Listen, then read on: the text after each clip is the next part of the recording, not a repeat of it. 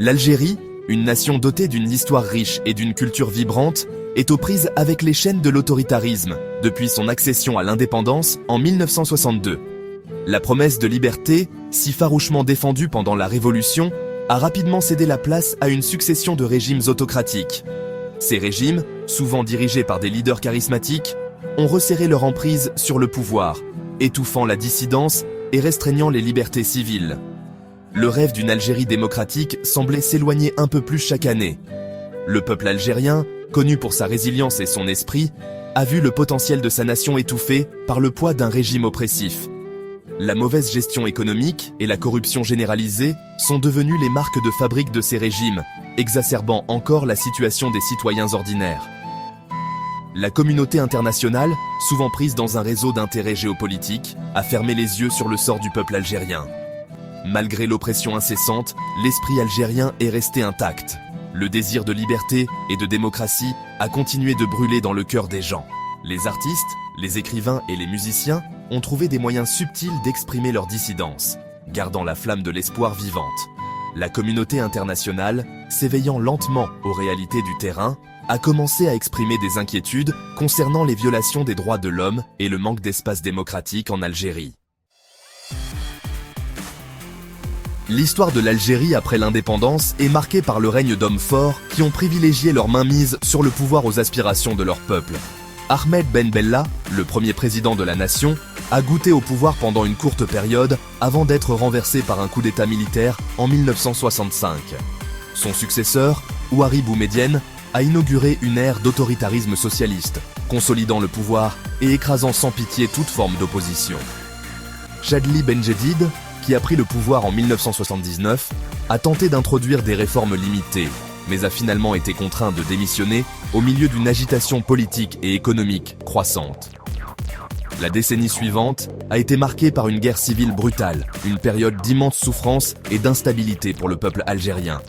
C'est au cours de cette période troublée qu'Abdelaziz Bouteflika est entré en scène, promettant stabilité et réconciliation. Le règne de Bouteflika, qui a duré 2 décennies, a été marqué par un culte de la personnalité soigneusement entretenue et une corruption endémique. Son régime a systématiquement démantelé les institutions démocratiques, réduit au silence les médias indépendants et ciblé les opposants politiques. Les services de sécurité, dotés de vastes pouvoirs et opérant en toute impunité, sont devenus des instruments de répression, instillant la peur et réduisant au silence la dissidence. Sous le vernis de la stabilité, le ressentiment couvait parmi la population. Le peuple algérien, privé des libertés fondamentales et d'un droit de regard sur sa propre gouvernance, aspirait au changement. La décision de Bouteflika de briguer un 5e mandat s'est avérée être un point de basculement, déclenchant des manifestations généralisées qui allaient être connues sous le nom de mouvement Irak. Au cœur de l'histoire autoritaire de l'Algérie se trouve l'influence omniprésente de l'armée et de son appareil de renseignement. Dès l'indépendance, l'armée s'est imposée comme l'arbitre ultime du pouvoir, façonnant le paysage politique à son avantage. Par une combinaison de coercition, de manipulation et d'alliances stratégiques, l'armée a assuré sa domination sur les institutions civiles, transformant effectivement l'Algérie en un État dans l'État. L'un des instruments de répression les plus sinistres employés par le régime algérien a été la sécurité militaire, la puissante agence de renseignement du pays. Chargée de sauvegarder la sécurité nationale, la sécurité militaire a évolué pour devenir un vaste réseau d'informateurs et d'agents, infiltrant tous les aspects de la société algérienne. Les universités, les mosquées, les médias et même les organisations culturelles étaient soumis à une surveillance constante, garantissant que toute trace de dissidence était rapidement écrasée. Les effets effrayants de ce système de surveillance omniprésent sont profondément ancrés dans la psyché algérienne. L'autocensure est devenue la norme, les citoyens, craignant des représailles, s'abstenant d'exprimer toute forme de critique à l'encontre du régime. Le simple fait de s'engager dans un discours politique était lourd de danger, poussant les voix critiques dans l'ombre. Cette culture de la peur et de la répression, méticuleusement cultivée par le régime, a efficacement réduit au silence la dissidence et étouffé toute possibilité de participation politique significative. Le peuple algérien, privé de ses droits fondamentaux, n'avait d'autre choix que de supporter le statu quo oppressif. En 2019, une vague de manifestations pacifiques, connue sous le nom de mouvement Irak, a déferlé sur l'Algérie, ébranlant les fondements du régime autoritaire.